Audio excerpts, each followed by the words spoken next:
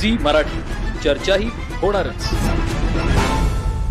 कलम 107च्या कारवाईत शेतकऱ्याला अधिकारात नसताना 7 दिवसाची न्यायालयीन कोठडी दिल्याप्रकरणी उच्च न्यायालयाने शिरोळ तहसीलदार अनिल हेळकर यांना 1 लाखाचा दंड ठोठावला असून ती रक्कम पीडित शेतकऱ्याला नुकसान भरपाई म्हणून देण्याचा महत्त्वपूर्ण आदेश दिला आहे।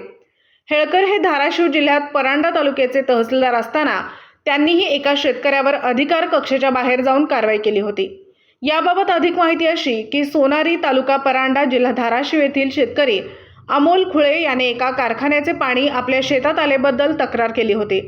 त्याच्या विरोधात पोलिसांनी अदखलपात्र गुन्हे दाखल करून कलम 107 अंतर्गत कारवाईसाठी तत्कालीन परांडा तहसीलदार तथा न्यायदंडाधिकारी अनिल कुमार हेळकर यांच्याकडे प्रस्ताव दिला असता हेळकर यांनी करणे दाखवा नोटीस न देता किंवा बॉन्ड न घेता आपल्या अधिकारात नसताना तहसीलदार अनिल हेळकर यांनी त्या शेतकऱ्याला 7 दिवसाची न्यायालयीन कोठडी सुनावली होती।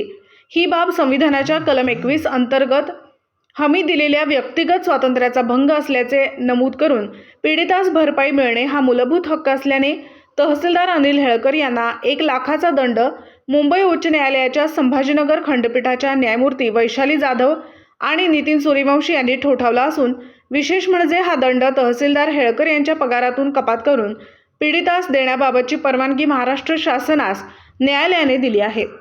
सध्या शिरोळसारख्या संवेदनशील तालुक्याचा पदभार अनिल हेळकर यांच्याकडे असून दंडाधिकाऱ्यांनाच न्यायदंड करत असेल तर हेळकर यांच्या कार्यपद्धतीबाबत उलटसुलट चर्चा तालुक्यात होत आहे। अनिल हेळकर हे शिरोळमध्ये आल्यापासून त्यांच्या कार्यपद्धतीवर अनेक प्रकरणात आक्षेप घेतले जात होते।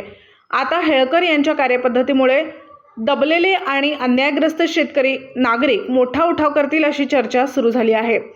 सी मराठीसाठी तालुका प्रतिनिधी प्रभाकर बंडगर, कुरुंदवाड।